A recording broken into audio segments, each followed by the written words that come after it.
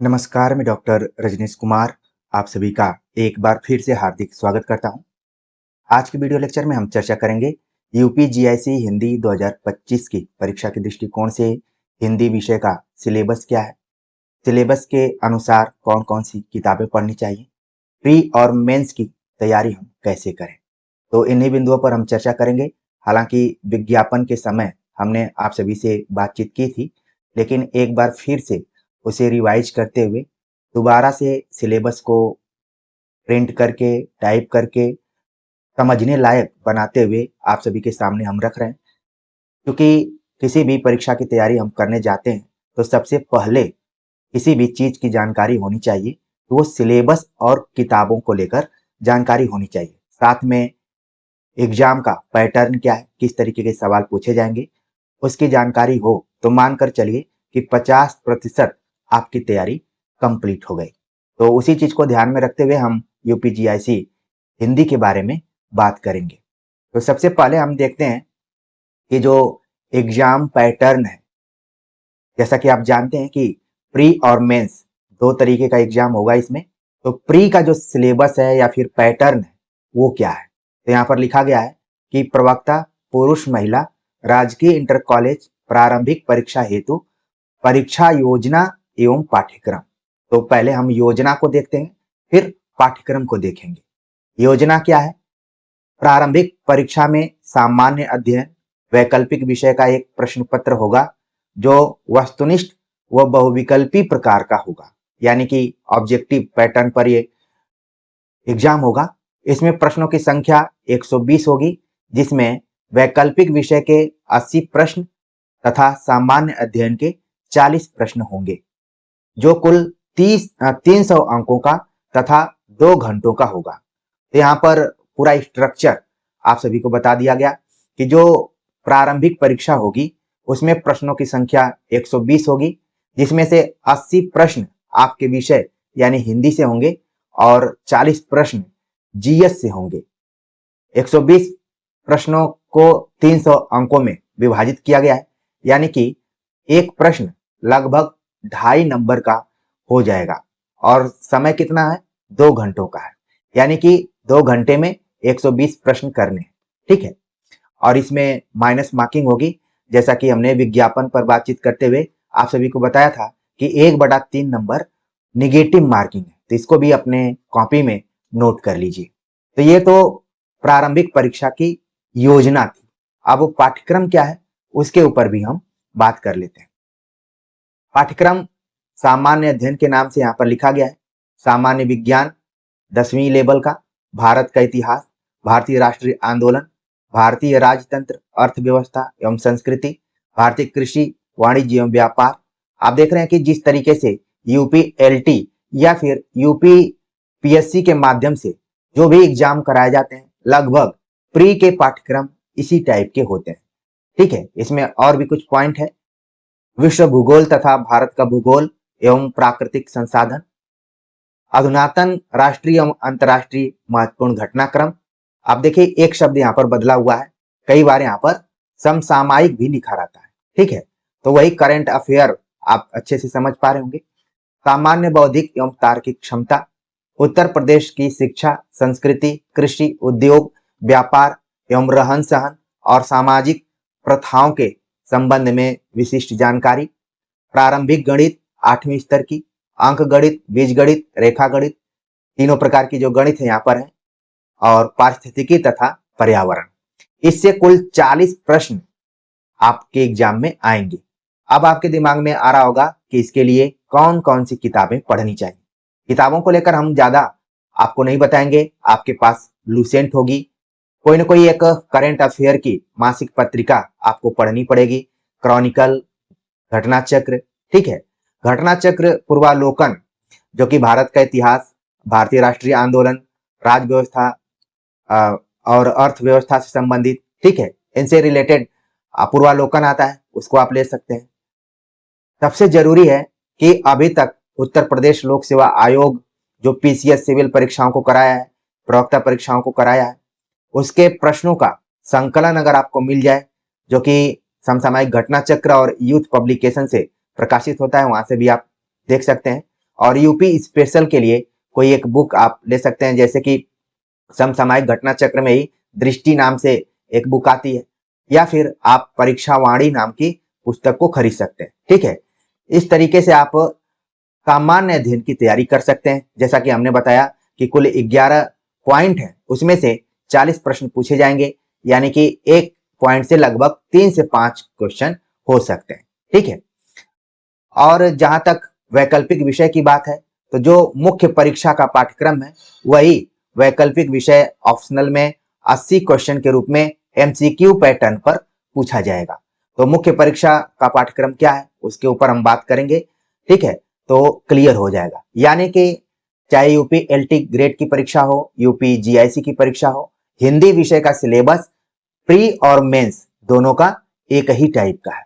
जैसे कईयों के दिमाग में आ रहा होगा कि मेंस का सिलेबस बाद में आएगा, नहीं, मेंस का सिलेबस भी इसी विज्ञापन में दिया गया है, उसी के हिसाब से आपकी तैयारी करनी चाहिए, अपनी आप तैयारी करें। और मेंस को लेकर हम लगातार आप सभी से चर्चा कर रहे हैं। लगभग हमने, जब आपसे मैं बातचीत कर रहा हूं, तो 7 से 8 प्रश्नों का उत्तर लिखा दिया है, चाहे वो 125 शब्दों में हो, 200 शब्दों में हो, 250 शब्दों में हो। जब आपके पास मटेरियल होगा तो आप शब्दों को कम अधिक करके लिख पाएंगे। अगर मटेरियल ही नहीं होगा, आपको आइडिया नहीं होगी कि किस प्रश्न का जवाब कैसे देना है, तो फिर मुश्किल हो सकती है और फिर समय को लेकर भी आप परेशान होंगे। तो हमने इंतजार नहीं किया है, तुरंत अपना सिलेबस के अनुसार आप सभी को पढ़ाना शुरू कर दिया है। जैसा कि इस चैनल के बारे में आप जानते हैं कि यह निःशुल्क तरीके का प्लेटफॉर्म है। आपके अंदर की जो मजबूती है उसको बाहर लाने का पूरा प्रयास किया जाता है, जिसमें आप सभी के सहयोग की जरूरत है।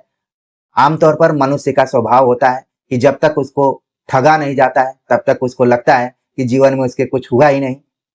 इसलिए आप ठगाने का प्रयास मत कीजिए। दूसरी जगह आप चाहें तो कोर्स इत्यादि ले सकते हैं, लेकिन इस चैनल पर भी आप पढ़ते रहिए, ताकि आप मूल्यांकन करें कि जब फ्री में पढ़ाया जा रहा है और पैसा लेकर पढ़ाया जा रहा है, दोनों में क्या अंतर है।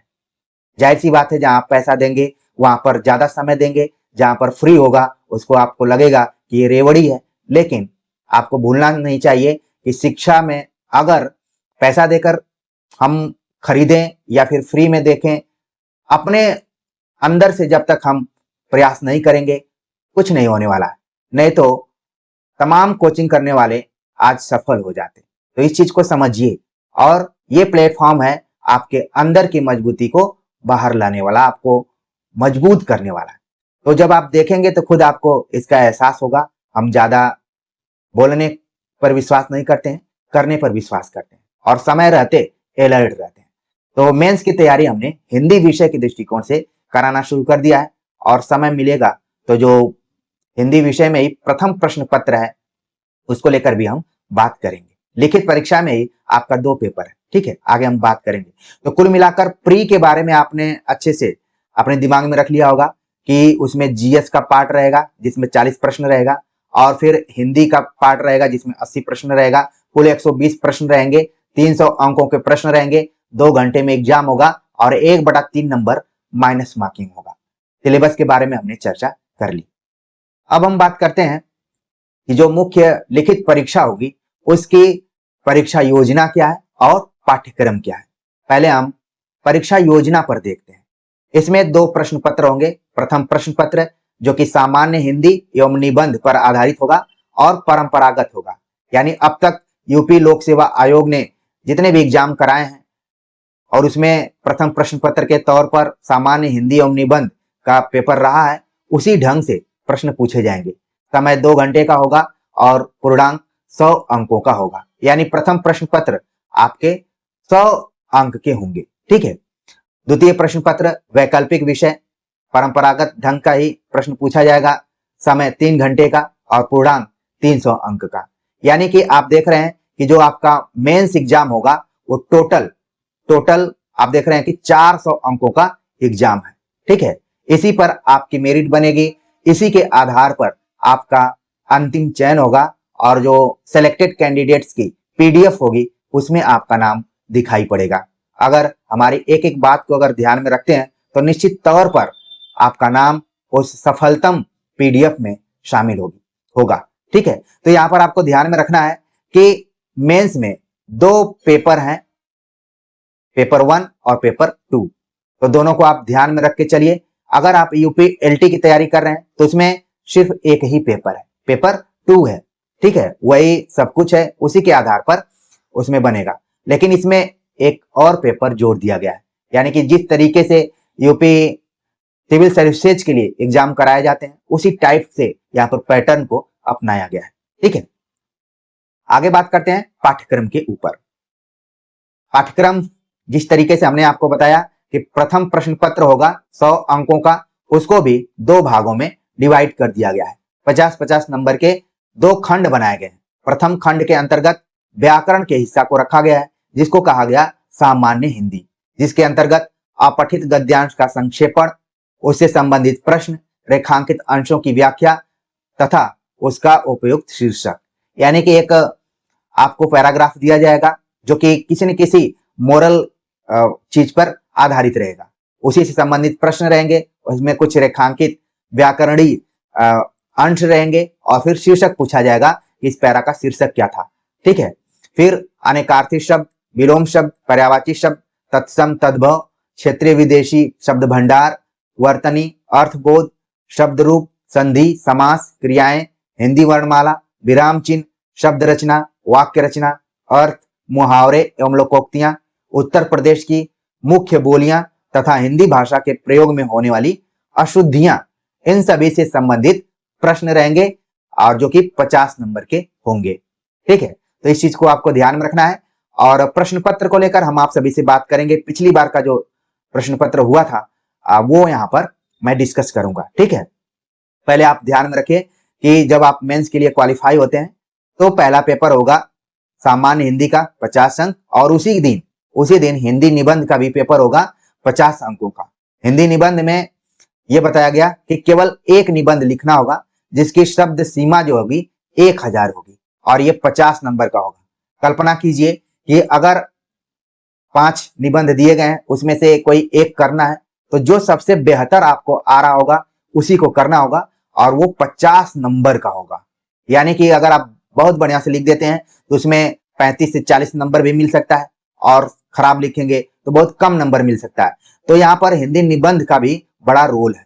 बाकी को आप सामान्य हिंदी में जो प्री के समय तैयारी करेंगे उसमें इसको भी कवर कर सकते हैं, लेकिन हिंदी निबंध के लिए थोड़ा अलग से मेहनत करना पड़ेगा। और इसके लिए आपको अगर आइडिया लेनी है तो जो हम मेंस की तैयारी करा रहे हैं कि कैसे लिखित उत्तर देने होते हैं, तो थोड़ा बहुत आपको आइडिया यहाँ से मिलेगी। बाद में हम हिंदी निबंध पर भी चर्चा करेंगे, ठीक है। तो ये तो हो गया प्रथम प्रश्न पत्र। और समय जैसा कि आप जान रहे हैं कि 2 घंटे में ही आपको इसको करना है। 100 नंबर का एग्जाम जो है वो 2 घंटे में। अब बात करते हैं हम कि कहां से सवाल पूछे जा सकते हैं, ठीक है। साहित्य संस्कृति, राष्ट्रीय विकास योजनाएं क्रियान्वयन, राष्ट्रीय अंतर्राष्ट्रीय सामायिक सामाजिक समस्याएं निदान, विज्ञान तथा पर्यावरण, प्राकृतिक आपदाएं एवं उनके निवारण, कृषि, उद्योग एवं व्यापार। इन 6 यूनिट से सवाल पूछे जाएंगे और इसके लिए ज्यादा कोई किताब नहीं खोजना आपको। दृष्टि आईएएस निबंध की पुस्तक आती है मार्केट में, वहां से आप ले सकते हैं, ठीक है। और तमाम किताबें आती हैं, लेकिन चूंकि हिंदी साहित्य और निबंधों को लेकर दृष्टि का विश्वास है विद्यार्थियों में, तो आप एक बार बुक स्टॉल पर जाइए, वहां पर देखिए कि भाषा शैली आपको समझ में आ रही है, क्या जरूरी है आपके सिलेबस के अनुसार, जरूर देखने का प्रयास कीजिए वहां पर, ठीक है। और बाकी अगर आप न्यूज़पेपर पढ़ रहे हैं और करंट अफेयर मैगजीन पढ़ते हैं तो कोई दिक्कत नहीं है, ठीक है। अब हम बात करते हैं वैकल्पिक विषय, यानी आपको हिंदी विषय को ध्यान में रखना है, जो कि आपका दूसरा प्रश्न पत्र होगा, द्वितीय प्रश्न पत्र। परीक्षा योजना पर हम बात करें तो समझना बहुत ज्यादा जरूरी है, क्योंकि इसमें वेरिएशन है, विविधता है, ठीक है। इसके अगर स्वरूप और अंकों के विभाजन पर बात करें तो प्रश्नों की कुल संख्या 20 होगी। सभी प्रश्न अनिवार्य होंगे, कोई प्रश्न आपको छोड़ना नहीं है। इस परीक्षा की सबसे बड़ी जीत है तो सभी प्रश्नों को अटेम्प्ट करना, सभी प्रश्नों को करना, समय प्रबंधन का ध्यान रखते हुए, शब्द सीमा को ध्यान में रखते हुए सभी प्रश्न अनिवार्य होंगे। सभी प्रश्न खंडों में विभाजित होंगे। और कौन कौन से खंड हैं? खंड अ, खंड ब, खंड स दिए गए हैं। खंड अ के अंतर्गत 5 प्रश्न सामान्य उत्तरों की शब्द सीमा 250 की होगी और प्रत्येक प्रश्न 25 अंक का होगा। यानी कि आप देख रहे हैं कि 5 प्रश्न होंगे, सभी को करना है और प्रश्न 25 अंक का होगा, मतलब 125 अंक का तो खंड अ से क्वेश्चन पूछा जाएगा। फिर खंड ब के अंतर्गत लघुत्तरी प्रश्न रहेंगे, उत्तरों की शब्द सीमा रहेगी 150 शब्द और प्रत्येक प्रश्न 15 अंक का होगा। यानी कि आप देख रहे हैं कि इसमें आपको 75 नंबर का प्रश्न होगा। खंड स के अंतर्गत 10 प्रश्न होंगे, अति लघुत्तरी होंगे और शब्द सीमा 50 शब्दों की होगी और प्रत्येक प्रश्न कितने नंबर का होगा? 10 नंबर का होगा। यानी कि ये आप देख रहे हैं कि 100 नंबर का हो गया। टोटल जो आपके अंक आ रहे हैं वो 300 नंबर के हो जाएंगे। ठीक है, तो देख रहे हैं आपके हर खंड का अपना अलग अलग रोल है। अगर आप 250 शब्दों को तैयार कर रहे हैं, 150 शब्दों को तैयार कर रहे हैं, 50 शब्दों को तैयार कर रहे हैं, सबके अंक अलग अलग ढंग के हैं। समय प्रबंधन का बड़ा विशेष ध्यान रखना है और इसको मैनेज कैसे करेंगे? मैनेज करेंगे लिख कर, अभ्यास करके हम इसको मैनेज कर सकते हैं कि भाई हमारी स्पीड क्या है। यूपी एलटी मेंस की तैयारी हम करा रहे हैं तो बहुत सारे विद्यार्थी अपने नोट्स को हमें भेजे हैं, तो उसमें कोई ग्रीन पेन का प्रयोग कर रहा है, कोई रेड पेन का प्रयोग कर रहा है। मैं यही कहूंगा कि आप ब्लैक और ब्लू पेन का ही प्रयोग कीजिए। ठीक है, ग्रीन और रेड उत्तरों के लिए अनुकूल नहीं है, वो नेगेटिव प्रभाव डालेगा और लिखा ही नहीं जाता है तो फिर आप क्यों लिखेंगे। ठीक है, तो अभ्यास करना पड़ेगा, उसको लेकर हम लगातार आप सभी से चर्चा कर रहे हैं। थोड़ा बहुत विश्वास हो तो उन वीडियोज को देखिए और अपनी कॉपी बनाइए। हमने कॉपी भी विद्यार्थियों को बताई हुई है कि मार्केट में भी बनी बनाई कॉपी भी आती हैं और आप चाहें तो अपने से भी बना सकते हैं। A4 साइज के कॉपी को लीजिए, दोनों साइड थोड़ा थोड़ा आप लाइनिंग कर दीजिए और बीच में अपने उत्तर को लिखिए और अनुराज हिंदी एकेडमी नाम से अपना रजिस्टर बनाइए। सब कुछ बढ़िया रहा तो आप सभी से बीच में हम गूगल मीट्स के माध्यम से आपके नोट्स को भी देख सकते हैं और आप चाहें तो जो हमारा व्हाट्सएप है, टेलीग्राम है, उसमें अपने नोट्स को भेज भी सकते हैं ताकि हम उसको देख लें। करीब 10 विद्यार्थी ऐसे हैं जो कि अपने नोट्स को भेजते हैं और मैं उनको देखता हूं, जो भी उसमें सुधार होता है उसको बताने का प्रयास करता हूं। ठीक है, तो यहाँ पर आपने परीक्षा योजना को पहले देख लिया कि भाई 20 क्वेश्चन रहेंगे, 3 खंडों में बटे हुए हैं और सभी क्वेश्चन अलग अलग तरीके के हैं, अलग अलग नेचर के हैं और सबके लिए समय का हमें देखना पड़ेगा कि किसमें कितना समय लेना है और कितने घंटे का, ये भी आप जरूर ध्यान में रखिए। 20 क्वेश्चन करने हैं कुल 3 घंटे में। ये भी कुछ लोगों ने सोशल मीडिया पर लिखा था कि ये अत्याचार ही है कि 3 घंटे में 20 क्वेश्चन लिखने हैं। वो भी आप देखिए टोटल, अगर आप देखिए शब्द सीमा को अगर भी आप गुणा करके देख लीजिए तो 5 प्रश्न है 250 का। ठीक है, तो इसमें अगर आप गुणा कर लेते हैं तो जितना होगा आप नोट कर लीजिएगा। थोड़ा गणित में हम उतना फास्ट नहीं है कि तुरंत कर दें। ठीक है, आप कर लीजिएगा, एक संकेत तो हम यहाँ पर दे ही दे रहे हैं आपको, देखिएगा। ठीक है, आपको खुद ऐसा लगेगा कि भाई हम किस स्पीड से लिखेंगे तो सही रहेगा। तो देखिए गणित में हम कह रहे थे कमजोर है, लेकिन हम लिख भी दिए कि 1525, हाँ 1250 तो हो जा रहा है पहला ही खंड। ठीक है, और दूसरा खंड हो जा रहा है आपका करीब 750 शब्दों का और तीसरा खंड हो गया 500 शब्दों का। तो कुल मिलाकर आप देख रहे हैं कि अच्छा खासा यहाँ पर 2000 प्लस से ऊपर हो जा रहा है।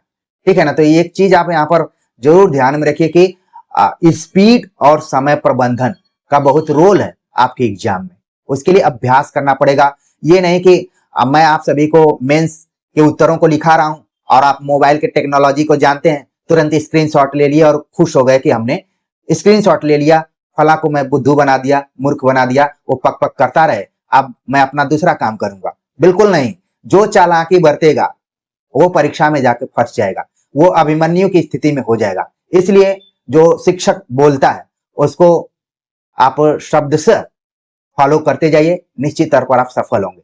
साथ में लिखिए बैठ के। ठीक है, चीजें बहुत हैं, हम समय को ध्यान में रखते हुए ज्यादा नहीं बोलेंगे। आगे हम बात करते हैं कि जो सिलेबस है आपका हिंदी विषय का, वो किस टाइप का है। सिलेबस आप देख रहे हैं कि हिंदी साहित्य का इतिहास है, हिंदी साहित्य लेखन की परंपरा, काल विभाजन, आदिकाल, भक्तिकाल, रीतिकाल, आधुनिक काल में जो भी महत्वपूर्ण पॉइंट्स हैं, जब आप हिंदी साहित्य का इतिहास पढ़ते हैं वही पूरे पॉइंट्स यहाँ पर दिए गए हैं। उन्हीं के अंतर्गत विभिन्न कालों के प्रमुख कवि, उनकी रचनाएं, काव्य पंक्तियां, सूक्तियां, ये सब दिए गए हैं। ठीक है, ये सब पूछे जा सकते हैं। इसके बाद है गद्य साहित्य का उद्भव और विकास, जिसमें कि निबंध, उपन्यास, कहानी, नाटक, आलोचना मुख्य रूप से, और जो अन्य गद्य विधाएं हैं जैसे जीवनी, साहित्य, आत्मकथा, संस्मरण, रेखाचित्र, रिपोर्टाज, यात्रा साहित्य, डायरी, व्यंग, इंटरव्यू, बाल साहित्य, स्त्री विमर्श, दलित विमर्श, और जो युग प्रवर्तक लेखक हैं उनकी प्रमुख रचनाएं।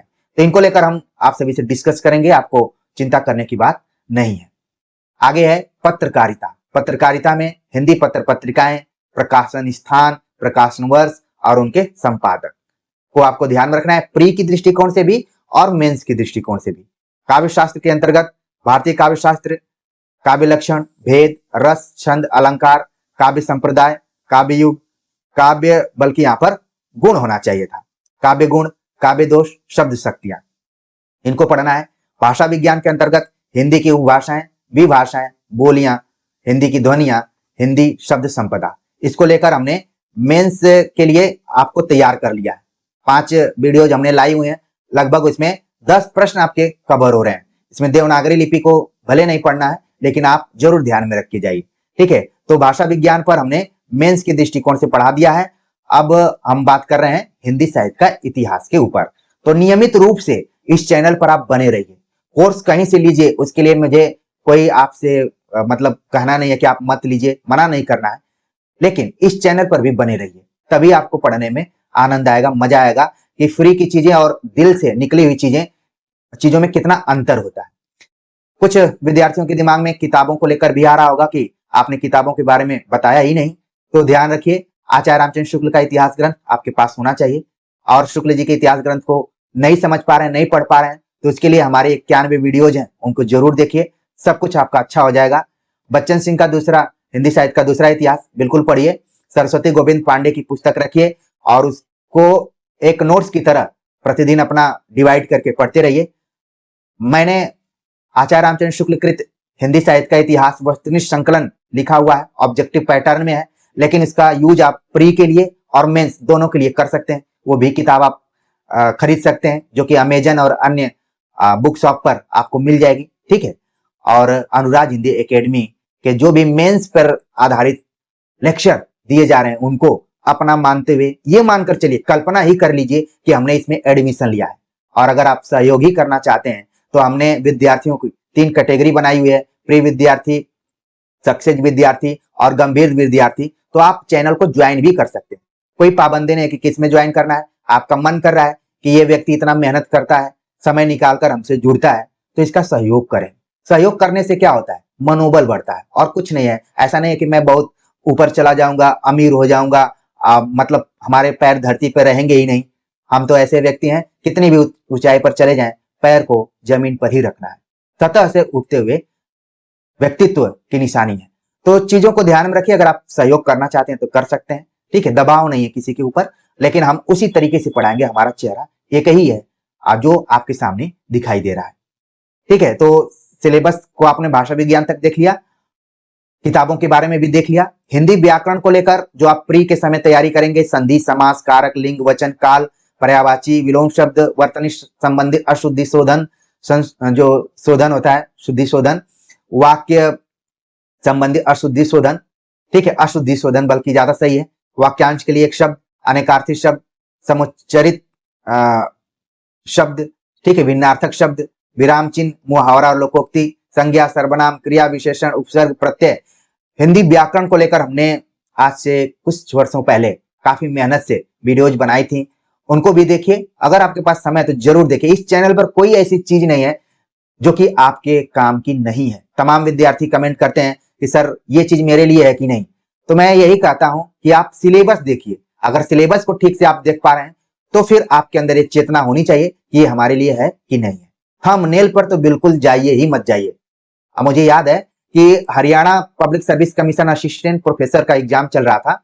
हमें मालूम था कि प्री में केवल हिंदी विषय से सवाल पूछे जाएंगे, लेकिन तमाम यूट्यूब चैनलों ने जीएस का भी पढ़ाना शुरू कर दिया था। और खूब थंबनेल, रंगीन रंगीन थंबनेल बना रहे थे और कोर्स भी बेच रहे थे, लेकिन अंततः हुआ क्या, केवल हिंदी का सवाल आया हुआ था। तो देखिए, थंबनेल पर मत जाइए कि आकर्षक थंबनेल, हर सुंदर चीज अच्छी नहीं होती है, ये चीज ध्यान में रखिए, ठीक है ना। तो थोड़ा सा तो आपको अपने अंदर से देखना पड़ेगा। तो हिंदी व्याकरण के लिए जो मैं किताब बताता हूँ वासुदेव नंदन प्रसाद की, वो किताब खरीद लीजिए, प्री के लिए भी काम में आएगी और मेंस के लिए भी आएगी। आगे बात करते हैं, संस्कृत साहित्य इसमें पढ़ना है, तो उसके अंतर्गत आपको प्रमुख रचनाकारों को और उनकी कृतियों को पढ़ना है। कालिदास, भवभूति, भारवी, माघ, भास, बाण, श्रीहर्ष, दंडी, मम्मट, भरत मुनि, विश्वनाथ, राजशेखर और जयदेव को पढ़ना है। इसके लिए हमने अपने टेलीग्राम चैनल में इग्नू का एक पीडीएफ डाला हुआ था और दोबारा मैं फिर से उसको डाल दूंगा, आप लोग जाकर वहां से ले लीजिए, अपने मोबाइल में इसको सेव कर लीजिए और सिलेबस के अनुसार उसको कवर कीजिए। समयानुसार हम इस पर भी बात करेंगे, लेकिन थोड़ा सा टाइम लगेगा। ऐसा नहीं है कि तुरंत आप कमेंट कीजिए और तुरंत मटेरियल हाजिर हो जाए, ऐसा नहीं होता है। उसके लिए समय लगता है और टाइप भी करना पड़ता है। और एक कहने में दुख भी हो रहा है कि तमाम कोशिशों के बावजूद इस चैनल पर करीब 10 ऐसे विद्यार्थी हैं, लाखों में 10 ऐसे हो सकते हैं जो डिसलाइक करते हैं। न जाने उनको ये पता नहीं है कि लाइक का इस तरीके से होता है और डिसलाइक का ऐसे होता है, वो डिसलाइक करते हैं। एक व्यक्ति तो ऐसा है कि लगता है कि तमाम काम धाम छोड़ के वो डिसलाइक करने के लिए रोज आता है। अच्छी बात यह है कि वो चैनल पे बना हुआ है, तो आपको हम कितना भी बेहतर परफॉर्मेंस करके दे दें, अगर नापसंद करने वाले लोग हैं तो नापसंद करेंगे ही करेंगे। लेकिन अच्छी बात है कि वो इसी बहाने इस चैनल पर आते हैं। लेकिन ये बात कहते हुए खुशी भी हो रही है कि पसंद करने वाले इस चैनल को आगे बढ़ते हुए देखने वालों की संख्या बहुत ज्यादा है, लगभग 99% से ऊपर है, ठीक है। तो उसी में से आप लोग हैं। जो अच्छे से कनेक्ट करके तैयारी करेगा, निश्चित तौर पर वो सिलेक्टेड पीडीएफ में उसका नाम रहेगा, ये आशीर्वाद के तौर पर हम कह सकते हैं, ठीक है। अब आप देखें कि आप लोगों से जुड़ाव होने का ये जो निशानी है कि बहुत कुछ कहती है, ठीक है। अगर हम बात करें संस्कृत व्याकरण की, तो इसके लिए संस्कृत दिग्दर्शिका जो कि यूपी बोर्ड में लगी हुई पुस्तक है, उसको आप देख लीजिए, वहीं से पूरा आपका कंप्लीट हो जाएगा। संधि जितने भी तरीके की है, समास, उपसर्ग, प्रत्यय, विसर्ग, जो भी विभक्ति चिन्ह है, ठीक है। शब्द रूपों में आपको ध्यान में रखना है कि किसको किसको पढ़ना है। जैसे कि आत्मन दिया है, नामन दिया है, जगत दिया है, सरित, बालक, हरि, सर्व, इदम, अस्मद, इस्मद। शब्द रूपों में जो भी टर्निंग पॉइंट्स होते हैं, इनको लेकर भी हमने वीडियो बनाई हुई थी। अगर आप सर्च करेंगे कि संस्कृत शब्द रूप या फिर शब्द रूप रजनीश कुमार तो या अनुराग हिंदी, तो आ जाएगा, तुरंत आ जाएगा, वो आपको ज्यादा समय भी नहीं देना पड़ेगा। उसी तरीके से धातु रूप कहां कहां से सवाल पूछे जाते हैं, उनको लेकर हमने बहुत पहले चर्चा की थी, समयानुसार यहाँ भी करेंगे, ठीक है। धातु रूप में आप देख रहे हैं स्था, पा, गम, पट, हस, ठीक है। और परस्मै पदी रूप ही रहेंगे इसमें। काल से रिलेटेड कुछ प्रश्न रहेंगे, फिर हिंदी वाक्यों का संस्कृत अनुवाद से संबंधित प्रश्न रहेंगे। तो ये पूरा आपका सिलेबस था, जो कि प्री के लिए भी था और मेंस के लिए भी था। प्री में आपको सिर्फ पढ़ना है, जिसकी आदत आपको पहले से है, लेकिन मेंस में लिखना है।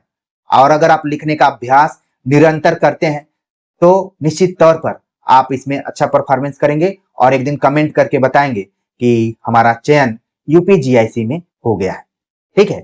तो यही हमारी भी इच्छा है कि ज्यादा से ज्यादा विद्यार्थी यहाँ से सिलेक्ट हों, चयनित हों। तो प्रिय विद्यार्थियों, आज के वीडियो लेक्चर के बारे में आप सभी के कमेंट का हमें इंतजार रहेगा कि सिलेबस, बुक्स और जो भी रणनीति है उसको आप समझे, ठीक है। तो जरूर कमेंट कीजिएगा। मिलते हैं एक नए टॉपिक के साथ, तब तक के लिए नमस्कार।